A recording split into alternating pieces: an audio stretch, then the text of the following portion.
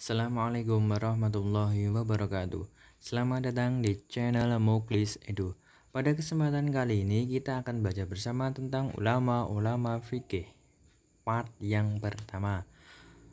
Sebelum kita belajar, marilah kita membaca sholawat terlebih dahulu kepada Nabi Muhammad SAW agar kita mendapat syafaat di hari akhir nanti. Kita baca bersama-sama.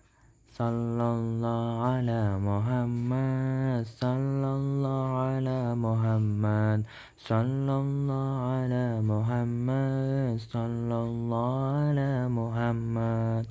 Alhamdulillahirabbil alamin. Semoga dengan berselawat kita semakin dicintai oleh Nabi Muhammad sallallahu alaihi wasallam. Oke, berikut adalah ulama-ulama fikih. Yang pertama ada Abdullah bin Mubarak. Yang kedua ada Al-Lais bin Sa'ad. Yang ketiga ada Alqamah bin Qais. Yang keempat ada Al-Qasim bin Muhammad bin Abu Bakar. Oke, langsung saja. Yang pertama ada Abdullah bin Mubarak. Abdullah bin Mubarak merupakan seorang ulama ahli fikih. Beliau lahir di Marwah, Turkmenistan pada tahun 118 Hijriah atau 736 Masehi. Beliau merupakan sosok yang berhati-hati, memiliki sifat zuhud, pemberani, suka berjihad, dermawan, dan sangat alim. Sejak kecil, beliau sudah menuntut ilmu kepada beberapa ulama di Marwah. Tak puas dengan belajar ilmu kepada ulama di Marwah, pada tahun 141 Hijriah, beliau meninggalkan Marwah untuk belajar agama ke negeri-negeri Islam seperti Zaman, Basrah, Kufah, dan Mesir. Ada beberapa ulama yang pernah menjadi guru Abdullah bin Mubarak di bidang hadis seperti Sulaiman At-Tamimi, Asim bin Al-Ahwal, Ismail bin Abi Khalid, Musa bin Uqbah, Hisham bin Urwah, Imam Malik, Sufyan As-Sauri, dan Al-Auza'i. Di bidang fikih seperti Abu Hanifah. Di bidang qiraat, beliau berguru kepada Abu Amr bin Al-A'la. Ulama yang pernah menjadi muridnya adalah seperti Ibnu Qattan, Ibnu Ma'in, Ibnu Abi Syaiban, Ahmad Mani. Abdullah bin Mubarak juga menulis beberapa kitab seperti Tafsir Al-Quran, As-Sunan Fikih, Kitabut Thariq, Kitabuz Zuhud, Kitabul Bisri Wasilah, dan Riqaul Fatawa. Salah satu kata-kata bijak yang disampaikan beliau adalah kami mencari ilmu untuk mendapatkan dunia, sementara ilmu menuntun kita untuk meninggalkannya. Abdullah bin Mubarak wafat pada tahun 181 Hijriah atau 767 Masehi. Yang kedua ada Al-Lais bin Sa'ad. Al-Lais bin Sa'ad adalah seorang ulama fikih yang hidup pada masa Bani Umayyah I.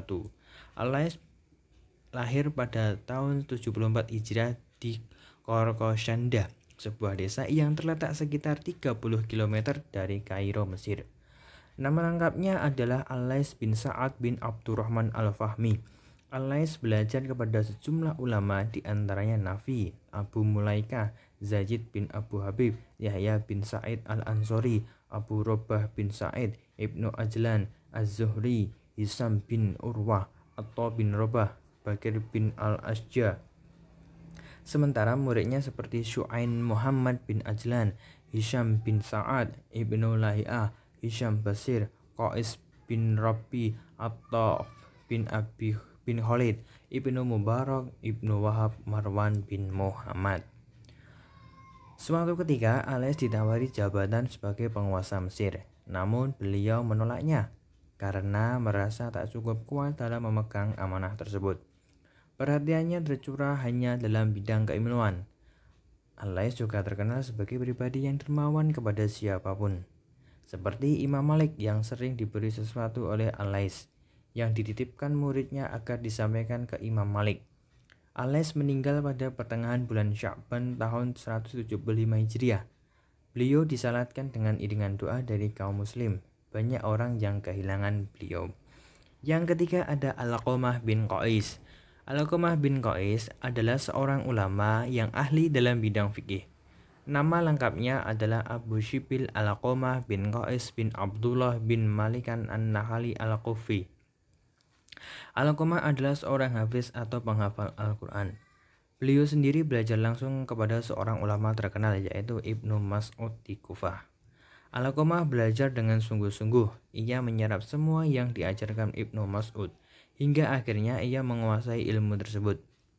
Alqamah pun kemudian menjadi seorang ulama terkenal yang banyak berguru kepadanya. Alqamah bin Qais memiliki suara yang merdu. Gurunya Ibnu Mas'ud suka sekali mendengarkan Alqamah melantunkan ayat-ayat suci Al-Quran. Alqamah bin Qais memiliki suara yang merdu. Gurunya Ibnu Mas'ud suka sekali mendengarkan Alqamah melantunkan ayat-ayat suci Al-Quran. Alqamah bin Qais juga seorang yang sangat dermawan dan bijaksana.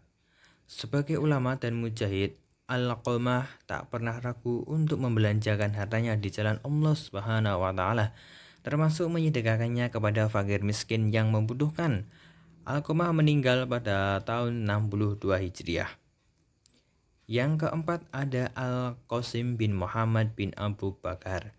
Al-Qasim bin Muhammad bin Abu Bakar As-Siddiq adalah seorang tabi'in, satu dari 7 fuqaha Madinah selain Sa'id bin Al-Musayyab, Urwan bin Az-Zubair, Abu Bakar bin Abdurrahman Al-Mahzumi, Kharijah bin Zaid, Sulaiman bin Yasar, dan Ubaidullah bin Abdillah bin Utbah.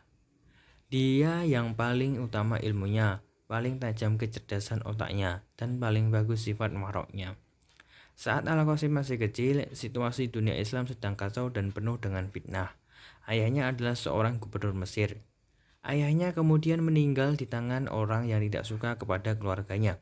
Al-Qasim pun menjadi yatim. Akhirnya oleh pamannya yaitu Abdurrahman ia dibawa ke Madinah. Beliau dirawat oleh bibinya Aisyah binti Abu Bakar, istri Rasulullah SAW. Al-Qasim bin Muhammad bin Abu Bakar ketika menginjak dewasa telah menghafal Al-Quran dan menimba hadis-hadis dari bibinya Aisyah.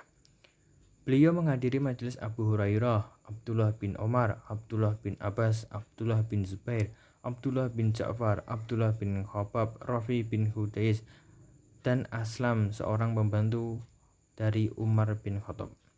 Hingga akhirnya dia menjadi imam mujtahid dan paling pandai dalam hal sunnah. Al-Qasim kemudian menjadi imam Masjid Nabawi. Nasihat dan fatwanya kemudian menjadi panutan umat dan para penguasa kala itu. Bahkan Khalifah Walid bin Abdul Malik berencana memperluas Masjid Nabawi. Beliau harus meminta persetujuan dari Al-Qasim. Al-Qasim pun meninggal pada usia 70 tahun. Itulah pemaparan dari kami terkait ulama-ulama fikih part yang pertama. Apabila ada kesalahan mohon maaf, mohon kritik, saran dan bimbingannya. Tunggu part keduanya. Dari kami cukup sekian. Akhirul kalam. Assalamualaikum warahmatullahi wabarakatuh.